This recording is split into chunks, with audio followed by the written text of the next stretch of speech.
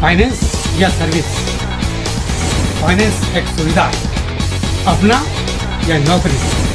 Subsidy आपका सहयोग। आप बढ़ेंगे, देश बढ़ेगा। कोई भी समस्या है फाइनेंस से संबंधित, मैं आपके साथ, कंसल्टेंट आपके साथ, एमएसएमई हो या लघु उद्योग हो या लिमिटेड हो, हम आपके साथ। आपकी हर समस्या का हल संयम फाइनेंस सर्विसेज।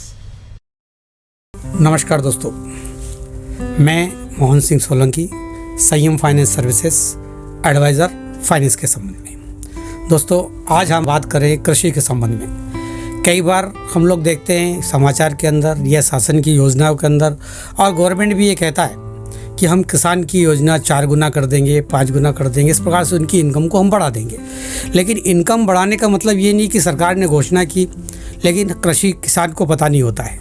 जब तक जागरूक किसान नहीं हो या जानकारी उसको नहीं है, तो संबंधित व्यक्ति के पास जा नहीं सकता है। इसलिए हमने इस संबंध में किसानों को जागरूक करने के लिए, युवाओं को जागरूक करने के लिए ये योजना के संबंध में जानकारी देना चाहा।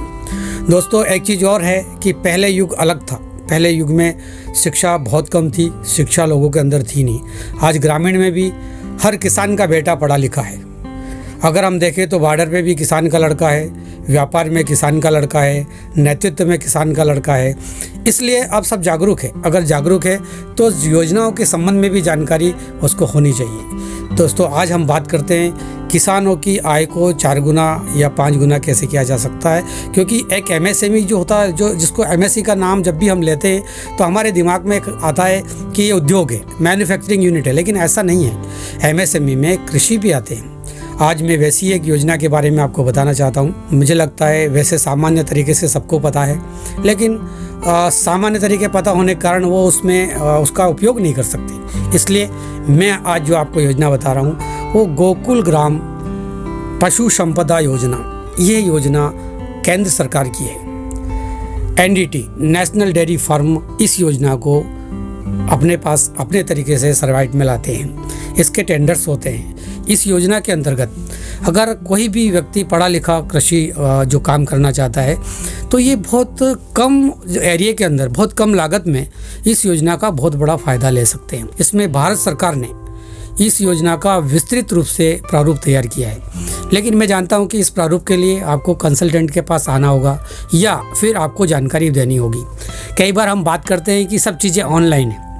ऑनलाइन होने का मतलब, ऑनलाइन से आदमी कभी भी ऐसे तो अगर चाहता तो स्कूलों की आवश्यकता नहीं है, क्योंकि ऑनलाइन पे सब सीख लेना चाहिए। लेकिन ऑनलाइन के साथ साथ कंसल्टेंट की आवश्यकता बहुत ज़रूरी है। इसलिए अगर चाहें कंसल्टेंट की सहायता से पशुपालन संपदा योजना के अंतर्गत, वो इसको बहुत बड़ी एमएसएमई है जिसमें वो काम कर सकता है।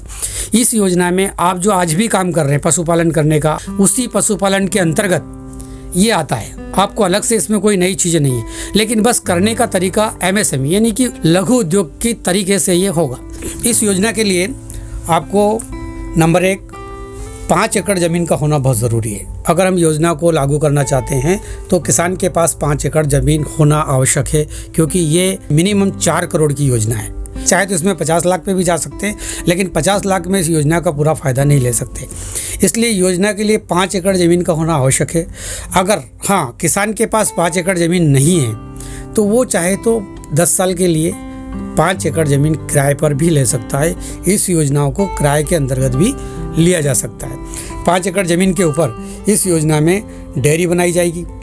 हमारे एडवाइज़र के द्वारा ही उसका नक्शा, लेआउट प्लान तैयार किया जाएगा, बिल्डिंग प्लान तैयार किया जाएगा। 5 एकड़ ज़मीन के अंदर एक तो फार्म तैयार होगा जिसके अंदर आपके पशु पालन किया जाएगा, पशुओं को बांधा जाएगा। साथ में फिर एक लैब जैसा होगा जिसमें इक्विपमेंट लगाए जाएंगे उस दूध को नापने की, उस दूध को समझने की, उसके फैट चेक करने की, वो सारी मशीनें वहाँ पे होगी। क्योंकि इस योजना के अंतर्गत जानवर ज़्यादा होंगे, मैन पावर कम होंगे, इसलिए ज़्यादातर दूध निकालना, सफाई करना, नहलाना आदि चीज़ें सभी ऑटोमेटिक होगा इक्विपमेंट के द्वारा, मशीनों के द्वारा। तो वो जो शेड तैयार किया जाएगा वो भी आधुनिक रूप से होगा, जिसमें ज़्यादातर मशीनें ही काम करेगी। यहाँ तक कि सांधी बोलते हैं गाँव की भाषा में, जो खाने का आइटम तैयार करके उसको मिलाया जाता है, उसको सांधी कहते हैं। वह भी मशीन ही काम करेगी।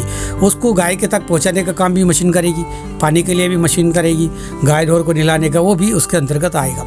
दोस्तों, इसमें एक और चीज़ है, 5 एकड़ ज़मीन जब हम लेते हैं तो उसमें लगभग 1 एकड़ से 1.5 एकड़ के अंदर आपकी डेयरी तैयार हो गई। 10,000 स्क्वायर फीट का आपका इक्विपमेंट वो अदर्स ऑफिस वगैरह तैयार हो जाएगा। उसके बाद बाकी चीज़ें रहेगा, उसमें अलग से गोबर गैस प्लांट भी लगेगा। उसी योजना में आता है जिसमें आपको गोबर गैस तैयार करना है दोस्तों, वो भी लगभग 300 kg पर डे।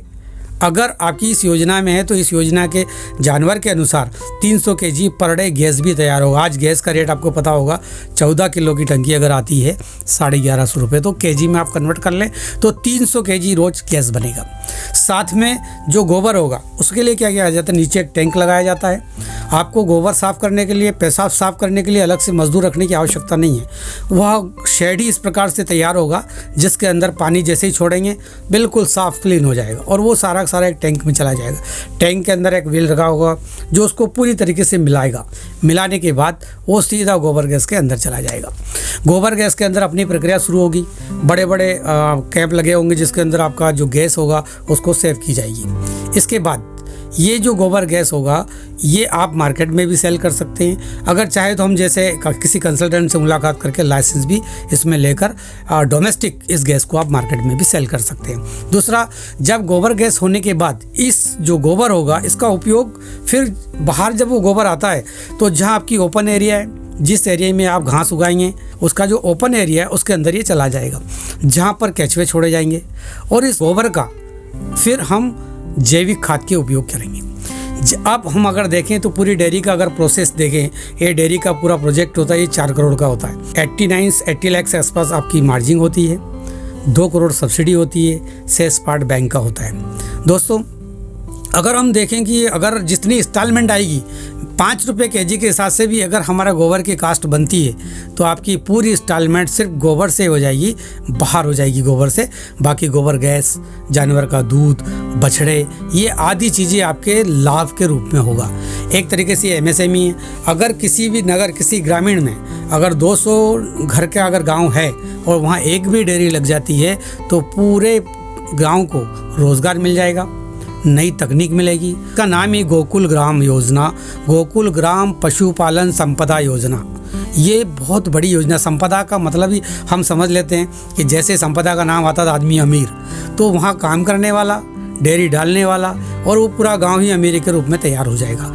ये योजना ऐसी है जो भारत सरकार के अंतर्गत आती है। ये किसी राज्य की योजना नहीं है, भारत सरकार की योजना है। वैसे तो अगर देखा जाए तो स्कीम के अंदर ऐसी कोई नई चीज़ें नहीं हैं जिसमें कोई बहुत बड़ा शिक्षित होना या बहुत बड़ा इंजीनियर होना, ऐसा किसी पात्रता की आवश्यकता नहीं है। इसमें साधारण सी चीज़ें कि जो व्यक्ति है उसको पशुपालन किया हुआ हो या एग्रीकल्चर से उसने कोई भी डिप्लोमा किया हो। एक मिनिमम 10वीं पास होना आवश्यक है जिससे वो अपने पेपर संबंधित, कागजी संबंधित जानकारी जिससे वो समझ सके। दूसरा, अगर वो थोड़ा बहुत टेक्नीशियन है तो ठीक है, नहीं तो फिर आपको पता है कि बड़े बड़े उद्योग भी डलता है तो उद्योगपति ना तो इंजीनियर होता है, ना इलेक्ट्रिशियन होता है, ना टेक्नीशियन होता है, वो सब लोगों को हायर करता है। सेम अगर ये चाहे तो इस प्रकार के लोगों को हायर कर सकते हैं। इसमें मेन चीज़ें 3 होती हैं। नंबर 1, पशुओं के संबंध में जानकारी होना कि कौन सा पशु है, कितना दूध देता है, कितने टेम्परेचर में रहता है, कौन सा पशु किस जाति का है, किस पशु की जो कहेंगे क्वालिटी क्या है, एक तो उसको ये जानकारी होना चाहिए। नंबर 2, उसके रोग के संबंध में जानकारी होना चाहिए, या तो डॉक्टर हायर करे या स्वयं को भी रोग के बारे में जानकारी होनी चाहिए।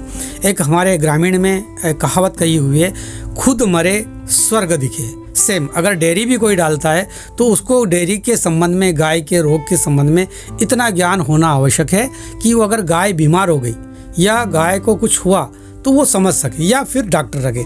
तीसरा नंबर, उसको ये जानकारी होनी चाहिए कि दूध कहाँ जाएगा, दूध का क्या उपयोग किया जा सकता है, गैस कहाँ बेच सकते हैं, जैविक खाद उत्पादन करने के बाद कैसे बेच सकते हैं। एक चीज़ और इसके अंदर है, अगर शिक्षित व्यक्ति है तो वो चाहे तो इसको एक्सपोर्ट की कैटेगरी में भी देख सकता है। ये एक बहुत बड़ा है। वैसे हमारे मध्य प्रदेश में इस प्रकार का अभी तक नहीं है। एक हमने इम्प्लीमेंट किया है जो सुजालपुर के पास है, जिसको मैं स्वयं ही कर रहा हूँ, लेकिन मैं अभी तक विस्तृत जानकारी नहीं दे सका। अगर आदमी चाहे तो ऑनलाइन भी इसे देख सकता है, गोकुल ग्राम पशुपालन संपदा योजना के अंतर्गत। लेकिन मैंने जैसे आपसे कहा कि बच्चे को अगर पढ़ाना है तो बिना टीचर के तो नहीं पढ़ पाएगा। सेम बिना कंसल्टेंट के इस उद्योग को नहीं लगाया जा सकता है। दूसरी चीज़, कई बार आदमी कंसल्टेंट हायर नहीं करता है, उसको लगता है कि कंसल्टेंट की जो है चार्जेस बहुत ज़्यादा है। कंसल्टेंट फीस ज़्यादा चार्ज करेगा। जबकि अगर पूरी योजना के बारे में खुद वो काम करता है तो उसकी लागत लगभग 15% से ऊपर जाएगी। अगर वो कंसल्टेंट आकर तैयार करके अगर देता है तो इसकी लागत घट के 5 से 7% पर रह जाएगी। लेकिन चूंकि 5 से 7% जेब से तत्काल दिखती हुई जाती है तो किसान को लगता है कि ये गलत जगह जा रही है। लेकिन धीरे धीरे इन्वेस्टमेंट हो जाता है, वो किसान को पता नहीं चलता है, 15% से ऊपर चला जाता है। इसलिए इसमें पात्रता की आवश्यकता नहीं है, देखा जाए तो सिर्फ समझ की आवश्यकता है। हाँ, शासन की तरफ से इसमें सबसे बड़ी बात यह है कि मध्य प्रदेश शासन का अलग योजना है। मध्य प्रदेश शासन में जो डेयरी है वो छोटी है, जैसे 10 लाख तक है। अगर आप बढ़ाएं तो 20 लाख 25 लाख वो आप कर सकते हैं, वो छोटी डेयरी के रूप में। दूसरा, ये केंद्र सरकार की है। मध्य प्रदेश शासन की जो डेयरी की स्कीम है पहले 40% 25% सब्सिडी थी, लेकिन मुझे लगता है 3 साल से ऐसी कोई योजना आई नहीं है। पेपरों में ज़रूर आपको दिखेगा, लेकिन मध्य प्रदेश शासन के पास ऐसा है नहीं। बाकी राज्यों के बारे में तो मुझे विशेष जानकारी नहीं है। केंद्र शासन की स्कीम है NDT, इसको बोलते हैं नेशनल डेयरी फार्म। इसमें 50% सब्सिडी है। अगर हम 4 करोड़ का प्रोजेक्ट तैयार करेंगे, इसमें से 25% आपका मार्जिन होगा 89 लैक्स। अगर 89 लैक्स आपके पास नहीं है तो कुछ वस्तु ऐसी होती है जिसको आप खुद उपयोग करके अपनी मार्जिन को कवर कर सकते हैं, जो किसान के पास होती है, जैसे मट्टी, भर्ती, ईंट, रेत, परिश्रम। ये एक बहुत बड़ा परिश्रम, सबसे बड़ा वो है जिसको आपकी मार्जिन को ऐड कर सकते हैं। उसके बाद भी अगर दिक्कत है तो कंसल्टेंट इसको प्रारूप को ज़मीन पर उगाने के लिए आपकी मदद कर सकता है। शेष 3 करोड़ 20 लाख जो होगा वो पैसा आपको बैंक वो शासन के माध्यम से मिलेगा। 50% सब्सिडी है। 4 करोड़ के प्रोजेक्ट के ऊपर 2 करोड़ रुपये आपको सब्सिडी मिलेगा। 1 करोड़ 20 लाख रुपये बैंक देगा और 89 लाख से ऊपर आप लगाएंगे। इस प्रकार से 4 करोड़ की योजना है। क्योंकि अगर पहले से आपकी बैंकिंग अच्छी है, बैंक के साथ आपका व्यवहार अच्छा है, आपकी पहले से किसान की क्रेडिट कार्ड ले रखा और वो भी बढ़िया अगर चल रहा है, तो फिर बैंक को इसको MSME में भी लिया जा सकता है। CGT MSME में भी लिया जा सकता है। इस CGT MSME के संबंध में अपन बात करेंगे, लेकिन एक स्कीम है, इसके अंतर्गत भी इसको लिया जा सकता है। अगर ये नहीं है तो उनको फिर मकान, घर या प्लाट कुछ बैंक को गारंटी के रूप में देना पड़ेगा, अगर ज़मीन की वैल्यू कम है तो। इसमें 50 से 60 लाख के आसपास का शेड तैयार होगा। 30 लाख के आसपास इक्विपमेंट व अदर्स तैयार होगा। 50 लाख के आसपास इसका आपका गोबर गैस व अन्य इक्विपमेंट जो प्लांट के अंदर होगा वो आपका लगा होगा। 1.5 करोड़ के आसपास आपके जानवर की कैपेसिटी होगी। जानवर जो होगा वो 3 भागों में खरीदा जाएगा। आज अगर किसी गाय या भैंस को आप लाए, उसकी दूध देने की जो कैपेसिटी होगी वो 4 मंथ के बाद उसका कम हो जाता है, तो फिर 1 टन हो जाता है। फिर आपको दूसरा लेना पड़ेगा। एक ये दूध वाली जो कम हो जाएगी, फिर दूसरी दूध वाली आपको परचेस करना है। ऐसे 4 महीने के बाद फिर तीसरी आपको तैयार करना, जब तक जो फर्स्ट भाग था वो फिर बच्चा देने की स्थिति में आ जाएगा। इस प्रकार से एक चक्र होगा। एक चक्र के अंतर्गत ही बैंक से आपको पैसा मिलेगा। एक चीज़ और इसमें इंक्लूड है, लेकिन इसके बारे में विशेष आप लाभ ले पाएंगे या शासन दे पाएगा ये मैं नहीं कह सकता। लेकिन हाँ, इसमें जब बच्चे होते हैं तो बच्चा पैदा होने से लगभग 3 वर्ष के बाद बच्चा देने की स्थिति में या दूध देने की स्थिति में आता है। ऐसी स्थिति में उन बच्चों का ऊपर जो भी व्यय होता है उस पर भी 25% सब्सिडी है। लेकिन वो सब्सिडी के लिए आपका कैलकुलेट बहुत बड़ा है, हर व्यक्ति उसको नहीं ले पाता है। इसकी जो निगरानी होगी नेशनल डेयरी फार्म गुजरात, वहाँ इसका विभाग है, वो आकर के ये निगरानी करता है और उसको आपको तरीके से चलाना पड़ता है। दोस्तों, ये एक वाकई में संपदा योजना है, भाग्यशाली योजना है। मैं चाहूँगा कि हर किसान इस संबंध में जानकारी भी ले सकता है, हमसे संपर्क भी कर सकता है, और अगर किसान चाहें तो हमारे साथ मिलकर उस योजना को प्रारूप को तैयार भी कर सकता है। हाँ, लगेगा उसको कि कंसल्टेंट चार्ज लेता है, लेकिन दोस्तों जैसे आप संपदा योजना है तो हमारी संपदा आप हैं, हम आपकी संपदा हैं, और इस संपदा को हम आगे बढ़ाया जा सकता है। दोस्तों, ऐसा नहीं है कि पूरे भारत के अंदर मैं अकेला बैठा हूँ। कंसल्टेंट मिस कंसल्टेंट, जिसको इस संबंध में जानकारी हो वही ही इसके पास जाकर के आप जानकारी ले सकते हैं। और मुझे लगता है कि शिक्षित होने के कारण आपको 50% जानकारी पर भी आप स्वयं काम कर सकते हैं। और अगर फाइनेंस में बैंक में कहीं पे आपको दिक्कत आती है तो हम भी उसमें भरपूर आपका सहयोग कर सकते हैं। हमारे द्वारा कंपनी का नाम, मोबाइल नंबर्स और हमारे चैनल का नाम आदि सब डिटेल्स नीचे दिए हुए हैं। इस डिटेल पे आप संपर्क कर सकते हैं। दोस्तों, जैसे मैंने आपसे कहा, ऐसे ही प्रधानमंत्री मत्स्य संपदा योजना है। अगली बार हम उस योजना के ऊपर भी बात करेंगे। नमस्कार। फाइनेंस या सर्विस, फाइनेंस एक सुविधा, अपना या नौकरी, सब्सिडी आपका सहयोग है। आप बढ़ेंगे, देश बढ़ेगा। कोई भी समस्या है फाइनेंस से संबंधित, मैं आपके साथ, कंसल्टेंट आपके साथ, MSME हो या लघु उद्योग हो या लिमिटेड हो, हम आपके साथ। आपकी हर समस्या का हल संयम फाइनेंस सर्विसेज।